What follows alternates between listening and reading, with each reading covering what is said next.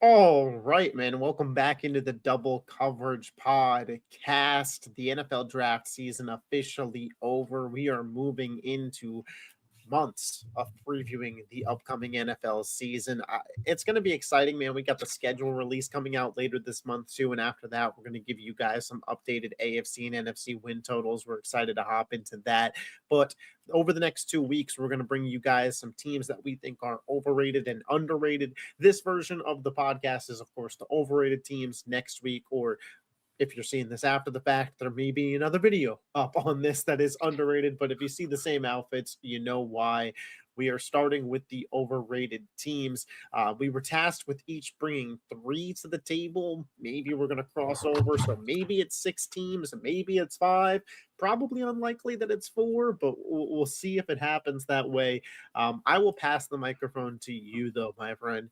Who do you want to talk about first as your first overrated team headed into the 2026 season?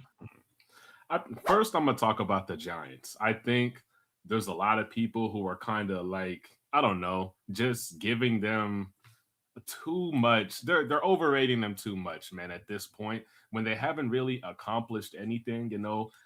Most of the players who were on the team with Brian Daboll when they won that playoff game with Daniel Jones are not even on the roster anymore. So they don't have that much experience as it is. Jackson Dart, he showed flashes as a dual threat quarterback, but he missed a lot of easy open throws last year. If you watched Jackson Dart on non-primetime games, he missed a lot of throws. So I think the Giants are a little bit overrated, man. In my opinion, I started to come around to to them perhaps drafting Jeremiah Love, and I kind of seen that as kind of a weakness now, because you don't know how Scatterboo is going to come back from that injury now. I liked your idea of drafting Jeremiah Love there, and they did get 2 amazing players in the draft, but I don't know, man. Something tells me that they're like a year or maybe even 2 years away. First year, new coach, first year with the team, defense supposed to be good. What do you think about Harbaugh? Do you think that, because I don't have them on my list, but I did just recently do a video talking about some way too early NFC East predictions, and I had the Giants in 3rd for a lot of the reasons that you're talking about here. What do you think about the reaction to the John Harbaugh signing? You're a Pittsburgh Steelers fan, and you've been going up against Harbaugh for years now. Do you think that he can come in and completely shift the culture in year 1 for this team to be a playoff team? Do you think he's that caliber head coach? Well, it seems like he has the power to do so. I mean, I'm pretty sure the draft picks, especially the first round draft picks, It was in his contract that basically he's above the GM on the totem pole. So, it's all up to him. Like, he was a good culture guy, but now I feel like because he's on a new team, he's gonna have to, I feel like on the other teams, the coordinators can really do their thing, but now I feel like it's going to be a little bit more hands-on. He's going to have more of a say-so with everything now because, even the last couple of years in Baltimore, him and Lamar Jackson, they said their relationship wasn't as close as it was supposed to be, especially every single time Lamar was up for a contract. Harbaugh was nowhere to be found for the most part. Mm-hmm. He just said, oh, yeah, we want him back. But that was really all. I want to see how he handles Jackson Dart. Yeah, see, I didn't know this going into this offseason. I didn't really realize this is where I stood. Apparently, I'm a John Harbaugh hater because to me, him as a head coach signing isn't a needle mover at all.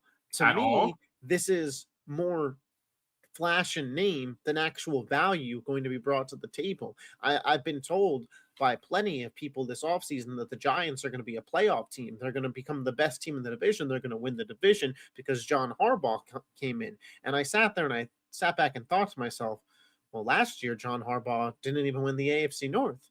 And in Lamar Jackson's entire career, John Harbaugh's only been to one AFC championship game with him. So am I supposed to believe that this Giants team that has a worse roster, and even if you think Jackson Dart is going to pan out and is great, a worse quarterback, a worse run game, a worse defense, a worse team than what he had last year, which was 8-9, is supposed to be this 10, 11, 12 win team that's turning around and winning a division this year when they can't stop the run? They have a young quarterback who's unproven. They have an inconsistent run game at this point in time, some question marks outside of Malik Neighbors at wide receiver. Uh, to me, there's just a lot of ifs, and I know that the Justin Herbert, the Superman with the if is here. I feel like that's the people who are believing in the Giants this upcoming season. It's a whole lot of ifs, and sure, if it goes your way, but to me, I don't think John Harbaugh is some Thanos level snap that's going to completely shake up the entire NFC. I just don't see it that way. He wasn't even winning his own division when he had an MVP quarterback. Yeah, well, since you put it that way, it makes a lot more sense. But honestly, I feel like it's overrated because people think the Harbaugh thing and Jackson Dart, they think it sounds good on paper. You're saying it doesn't even sound good on paper, in your opinion. It's not really I'm a just, difference. I think it sounds good. I think people are treating it like it sounds great, fantastic, amazing. You know, over the past 4 years, who's been a more winning head coach, Nick Sirianni or John Harbaugh? Neither one of those guys calls plays on their side of the ball. They're both just culture guys. So to me, I don't even look at John Harbaugh as the best head coach in the NFC East. Yeah, that's fair. Their division is they're going to a harder division as well. And that's my thing. Like, there's people with these expectations of making the playoffs when they've added a couple of good. They Philly's had a good two draft. of the last 4 Super Bowls. Dallas has been consistently better than the Giants, and I personally think that Washington has a better quarterback. Like the Giants have the Yeah, worst quarterback in the division. yeah. And that's not me trying to take a shot at Jackson Dart, but that's the reality of where it is. By the end of the season, could he make strides to pass these guys? Maybe, but going into this season, they have the worst quarterback in the division. And to me, if that's where you stand, I don't think you have great odds to win your division. My final point, they've had, like you said, they've had the best defense in the NFL at one point. They've had the number one rushing attack in the NFL for multiple years and a unanimous MVP all on the same team. And they haven't won a Super Bowl in a long, and that's Harbaugh. Or been to a Super Bowl. And again, that is Harbaugh specifically. The Giants themselves, they're a young, exciting roster, but I think you said it best. They're a year or two away. Yeah. Yeah, they're a year or two away, man. And I think it's important to pump the brakes there. The first team that I want to bring up is a team that I'm interested to see how the reception on this is going to go throughout the offseason and as we get to the preview, because this is one of those flags that I'm planting here in May that I don't think I'm going to change my mind on, and that's the Green Bay Packers, man. I think the Packers are going to miss the playoffs this year, and I actually am probably going to predict them to finish last in the NFC North this year for a plethora of reasons. Starting with the biggest one, the defense to me is a massive, massive concern that I think is just not being talked about right now. They lost their defensive coordinator in Jeff Hafley, who, similar to Jesse Minter, had an effect where I feel like he really elevated this team with their defensive scheme as well. Micah Parsons is going to be out probably the first month of the season. And we saw last year, this team didn't win a single game without Micah Parsons. Their defense took a massive shift, and one, you're not going to have Micah for the first 4 weeks of the season. Two, when Micah gets back, is he going to be 100%? Is he going to be on schedule?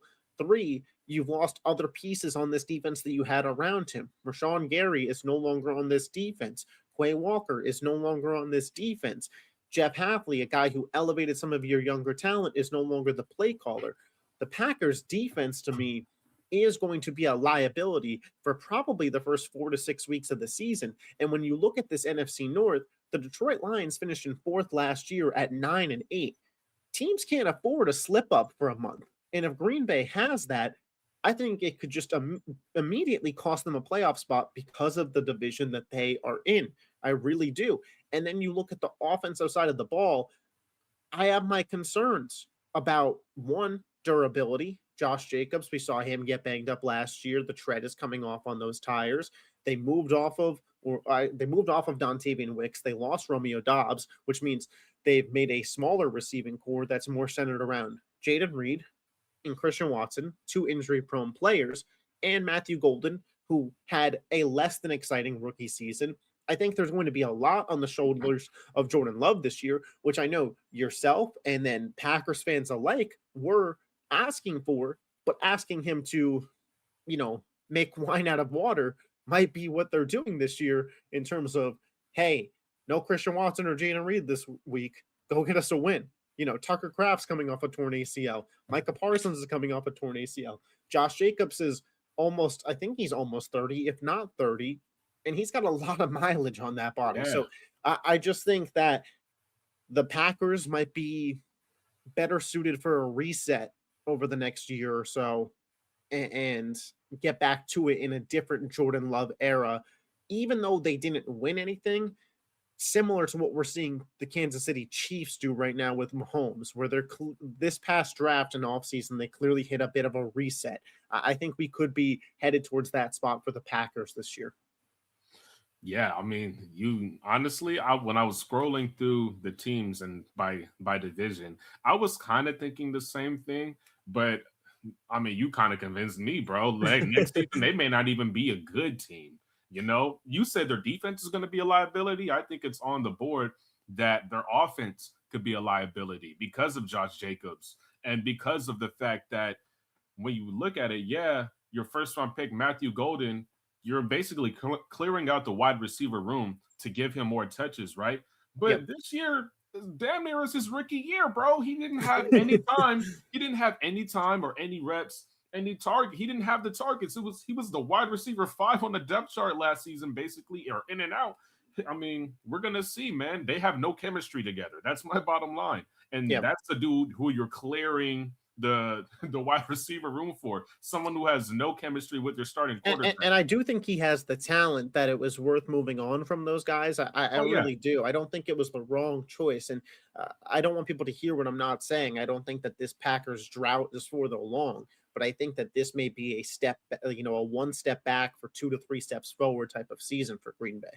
I still believe in the front office of this team. I still believe in LaFleur at the head coach. I think Jordan Love, has top 10 quarterback upside in him. So don't hear what I'm not saying here, but I just think Micah coming back from injury, not going to be ready for the start of the season. Tucker Kraft probably in the same boat. You're moving on from a high level coordinator. People have to refine themselves in roles, and you're in such a tough division that, to me, because we were looking at the over under lines for a little bit down the road, and I was looking at them today, and I saw that their line was set at 10.5 wins. And I asked myself, could Green Bay be an 11-win team this season? And I just didn't see it, man. Unless you predict the Lions to take a massive drop, which I don't think is going to happen. I think if I were to pick one team, it would be the Packers to take the bigger drop. And I know there's always a team that's going to surprise us.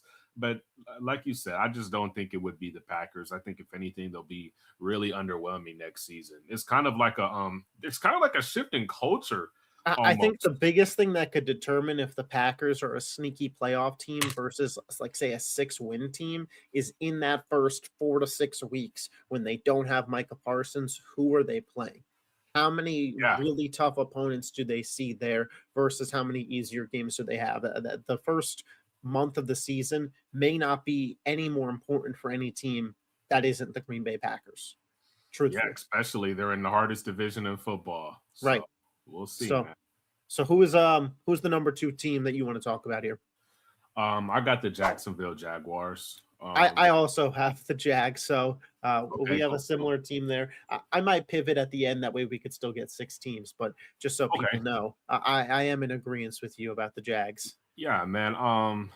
They won 13 games last year. I'm sorry, 13 games, and with a win total like that, you would think a team would, double down on their franchise quarterback and go all in. But they have, which is not the right thing to do. But the pieces that they've lost, they go against everything that made them successful last season. With Travis Etienne and Devin Lloyd, the reason they won games was because of their defense and because of their running game. Yes, Trevor Lawrence was playing good complementary football to that, but at the end of the day, it was Travis Etienne and that run game, along with that defense that was top 5 in football last year, in my opinion. They lost some pieces with that. You combine that with the fact that they chose to draft Travis Hunter without having a plan on how to use him. It was very almost, I want to say, idiotic, bro. Because think about it. You trade. Especially with what they traded. You traded basically 2 first-round picks. Now, granted, in return, you got to pick a couple picks. You know, one of them panned out to be Tutin, who's probably going I to be mean, the pick RB1 that this the year. Browns were able to use on Casey Concepcion this year was the Yeah, Jaguars pick, man. So when you think about that, you know, the yeah. I level mean, player that they got back is pretty good. it's almost them being dysfunctional to a certain extent. I don't like the way they're building their team, man, and I just think they're going to take several steps back next season because of that. You know, you just look at your team, you have success one way, 13 wins. You think you would just build on that. This team did not get better. In fact, I believe that they got drastically worse, man. And like I said, you draft Travis Hunter with no plan. You want to play him at wide receiver, then you make a trade at the trade deadline, and then the next season you're like, okay, we're gonna push you to corner, and it's like, okay, what was the plan when you drafted him? It was to play Yep. both sides. That's why you traded 2 first-round picks for him. Not to mention, you have Brian Thomas Jr. He doesn't have chemistry with your quarterback. His best numbers No, were with Zach Jones at quarterback. we saw that a lot last year. Everybody was talking a ton about BT7 and his drops, and Yeah. he wasn't himself. He doesn't trust Trevor Lawrence to throw him safely over the middle of the field. And I think that, you go listen to somebody like Tom Brady talk about it. When the rules used to be different, he would just not throw near Ray Lewis because he knew if Julian Edelman got popped by Ray Lewis over the middle of the field, Jules might be out for the game. And that was just the reality of the situation. The year. Nowadays, quarterbacks know that it's an offensive friendly game and plays are more designed to, to me, it's a similar aspect to in the NBA. People will foul grift. They'll initiate the Yeah. contact because they know that they'll get the points. In the NFL, Trevor Lawrence is thinking, if I throw this ball to BT7 and the guy hits him, it's going to be yards. BT7's thinking, my head's about to be taken off if I go up for this ball that my quarterback just threw because I don't trust him to keep me safe. Exactly. You look at, like I said, he had his most production with Mac Jones at the quarterback position. He had 1,200 yards, over 1,200 yards his rookie season. We're going into year 3, and he doesn't even have 2,000 career yards now. He didn't. He had a horrible season last year, and everybody in fantasy or just in general was saying this dude, he's going to be the breakout star. What JSN did, most people would have had Brian Thomas. I swear to you, most people would have picked Brian Thomas to do that last season. You go back a year ago, and you'd be really surprised what people are saying. So yeah, they got a lot of stuff going on, but I think they're a little bit overrated. There's a couple big points that I really agree with you on. I think the loss of Travis Etienne is going to hurt this team a lot more than people are expecting. Travis Etienne ran for 1,100 yards last year. He was the lead rusher for this team. Bashal Tutin is the guy that they're kind of relying on to take over. And don't get me wrong, he was a rookie last year. He could improve this year, but he only gave you 307 yards last year. He averaged 3.7 yards per carry. His long was 15. So it wasn't like he was breaking off these big, expensive plays. But the big thing with him when he came out in terms of drafting him was what he ran at the combine. The guy is super fast, but in game speed, he's not giving you the explosive plays. They only supplemented this backfield by bringing in Chris Rodriguez. So you go from opening up the season last year to Travis Etienne, Tank Bigsby, and Bashal Tutin to Bashal Tutin and Chris Rodriguez. That is a porous running game now behind Trevor Lawrence, which we talked about it a little bit with Jordan Love, but this puts a lot on the shoulders of Trevor Lawrence this upcoming season to be a premier player. And when we did our quarterback rankings, Darian had him in the top 10. I'll say this. If he's a top 10 quarterback, he'll lead this team back to the playoffs again this year. And maybe he is. And maybe he proves me and you wrong.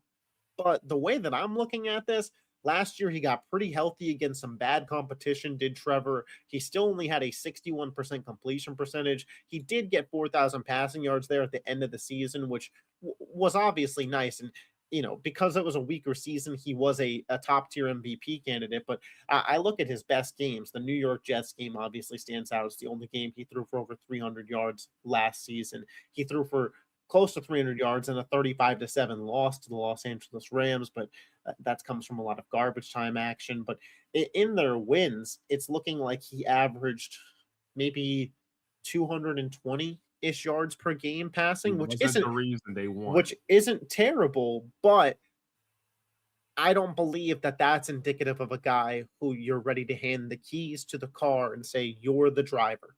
You are the driving force of this team and only you." I think that's the kind of guy.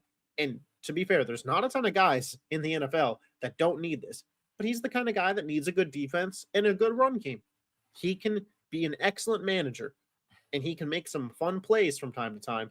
And like you mentioned, Devin Lloyd, I thought he was the best player on their defense last year. We went through, if you go back to the first half of the season, we talked about him as Defensive Player of the Year, especially after that pick six that he had on Monday Night Football against Kansas City. Like he was a legit DPOY candidate that is now in Carolina. So to me, the Jags lost a ton, and we knew that they were going to because they didn't have money. And then they had the worst draft. And to me, it's just not enough. When you look at Houston, I think Houston at the end of the season showed that they were a better team. I think the Colts, when they were healthy, were right up there with Jacksonville, and Tennessee's improved this offseason. So I think every team in their division has either stayed the same or gotten better, whereas Jacksonville is the only team that's gotten worse, which to me, with a first place schedule, screams massive regression. I mean, it wouldn't surprise me if this team won 8 games next year and just took a massive step back. Any team led by Trevor Lawrence in the past has not gone well for the Jaguars when Trevor Lawrence is, the key to that, to them being successful, man. And maybe Liam Cohen is that guy and he can bring it out of him, but we're just going to have to see next year. Yeah, that is for sure something I'll be watching. The number 2 team that I want to bring up is the New England Patriots, man. I think that it's on the board that the Patriots missed the playoffs. I really do. And this is coming from somebody who loves Drake May. So I don't want it to be misconstrued what I'm saying there. Wow. But I think there's a lot of different reasons here with New England that I'm skeptical. And there's a lot of different red flags for this team, which is why when it kind of all bakes together in totality, I think that rating them as a legit Super Bowl contender is only living in the moment of what happened last year and not looking at the bigger picture of where the teams are today. Because I think we both agree that their Super Bowl run wasn't uber impressive. Denver probably beats them if Bo Nix is healthy. The Texans beat them if CJ Stroud could just hold on to the football. They got to the Super Bowl in a year where Mahomes gets hurt and the Chiefs weren't the Chiefs. Lamar was hurt, causing the Ravens to miss the playoffs. Like, I think a lot of things had to go right for their run. And I don't mean to discredit it, but when we look ahead to 2026, because I'm not trying to discredit it, because at the end of the day, they made the Super Bowl. You only play who's in front of you, and they won those games. That is fair. I'm not taking it away from them. But when I go to predict what is going to continue to happen in 2026, I have to call it what it is. They had one of the easiest schedules of all time in NFL history last year, and then they had a pretty easy playoff run to get to the Super Bowl. That is what happened. So when I look at them for 2026, I still look at this offensive line and think it needs a lot of work. I look at this run game, and last year, it was pretty inconsistent. Your lead back has a fumbling problem, and your second back has apparently a pass blocking problem. I look at the wide receivers. They don't have A.J. Brown yet. When they get A.J. Brown, this receiving core will look a little bit better. But until that's written in stone, I'm not going to say it's 100% locked up. Romeo Doubs over Stephon Diggs, I think that's a downgrade personally. You still have Booty, but it's just not a great receiving core. And I look at the defense, the pass rush is still a question mark for me. And then you get into what's going to be the status with Mike Vrabel. I don't think he loses his job. But in week 1, is there going to be a question about this? What about it? I don't think he loses his job as the Patriots head coach. Do you? Why would he? Oh, because of the I mean, listen, I don't think he's forced to step down or anything. I've seen tweets out about it. I don't think it happens. No, but I do. But I'll say this: is it possible he gets divorced because of this? I mean, reports look like he was having an affair on his wife for the better part of a half decade. If you're going through a divorce during football season, I think that could affect your coaching. I think that could affect the drama around your team. Yeah. Mind you, by the way, you bring A.J. Brown in, you're asking for some drama around your team. Yeah. And then from a more logistical standpoint, they go from playing the easiest schedule to a first place schedule. Yes, sir. It's gonna And be. the AFC is it's healthy now. You know, listen, Buffalo's in their division, who's never won less than 11 games with Josh Allen. Lamar is going to be back. The Bengals made improvements. Your Steelers still exist. Houston exists. Jacksonville was a playoff team last year. Denver, KC, Los Angeles. There's a lot of good teams in that AFC, man. And New England is at an uphill battle, in my estimation. Yeah, I mean, to go from making the Super Bowl to not making the playoffs. I mean, that's what Kansas City did last year. Yeah, That's what the yeah, Niners did the year before that. It happens. So you it can call me does. crazy, but it happens, especially to the team that loses. Yeah, and the thing is, the way they're constructing their team, I don't really understand it. It's a lot of redundancy. How many jump ball receivers do you need, bro? You have Matt Yeah. Collins, Romeo Dobbs, and then you're going to trade for AJ Brown. What And you happened already to have Kayshon Boutte. and what happened to making room for Kayshon Boutte and with your second or third round pick, Kyle Williams, who's like Yeah. amazing, and they just Yeah. don't. He just doesn't get the targets because he can't get on the field. Now he's really not going to get on the field. Yeah. Trade him, please. The Steelers will take him. No. Just send him to Philly in that deal. Yeah, but I mean, to not make the playoffs, like you said, I mean, I wouldn't say it would surprise me, but they're definitely gonna have a hard schedule next season. And Drake May's gonna feel the heat, bro. I hope they got better in the places that they needed to, because apparently they're really content with their offseason this past. I would say at best they're a wild card team. I don't think they win this division back to back. Yeah, I don't think they win this division back to back. The division is weak. Don't forget that. It's Well, weak. I don't think that they beat Buffalo. That's just kind of where I'm at with that. I think they can split. I think they could split. Yeah, they'll split. They split last year. I think in the totality of the season, Buffalo has a better record than them. I think New England finishes somewhere between 8 and 10 wins this year. And their win total, by the way, is set at 9.5. So I don't think like I'm out of pocket for suggesting that.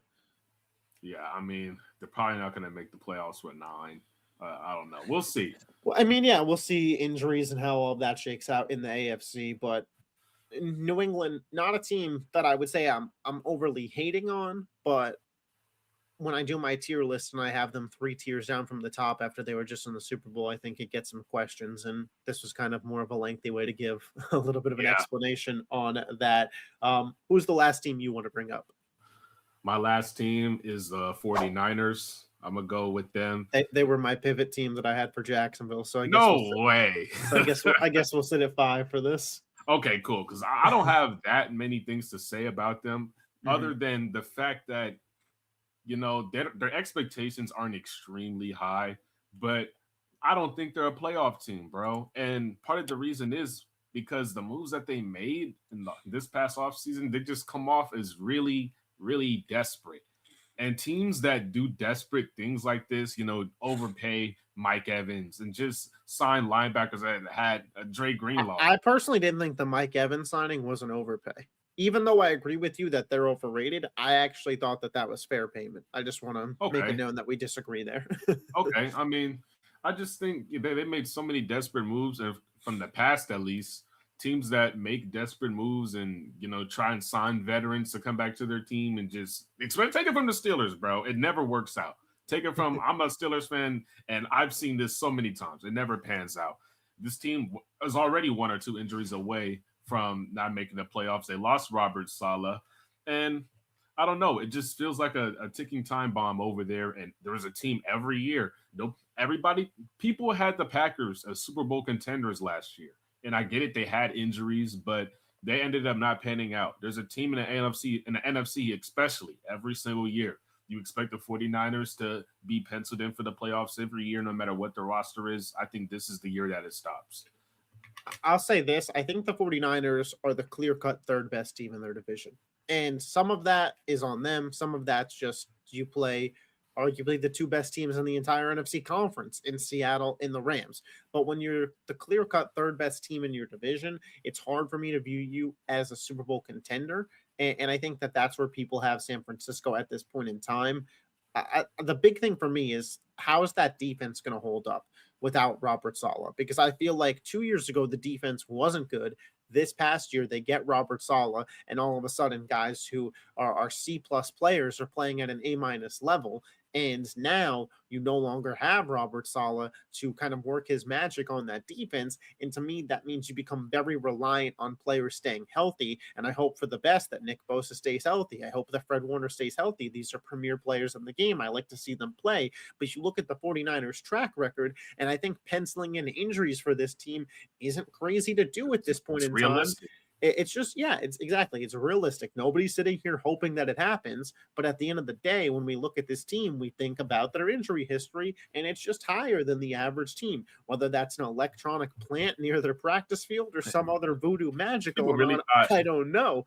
But listen, the defense, I think it leaves some to be desired. My biggest concern comes with this offense, and there's a lot of dependency on a lot of older players with tread on their tires that I don't know how they're going to hold up.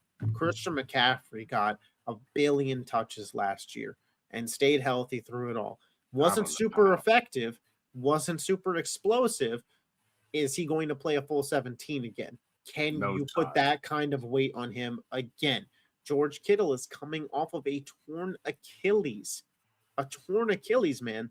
Like, that's a big deal for anybody, especially when you're on the other side of 30, and especially when you are dependent in the blocking game as much as Kittle is. Mike Evans had a hamstring injury last season, a soft tissue injury on the other side of 30. Ricky Pearsall has been banged up kind of his whole career. Some of it football related, some of it not. So again, like, I'm not trying to throw that in his face, but last year was all football related, and he was in and out the lineup.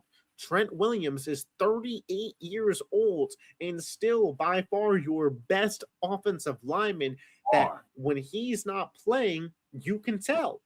To me, this puts a lot on the shoulders of Brock Purdy. And, I didn't know this going into it, but I think a big trend of what we've been talking about here is quarterbacks that we feel like their team, while some of it on paper looks good, we feel like dominoes are going to fall, and all of a sudden they're going to be asked to shoulder a lot.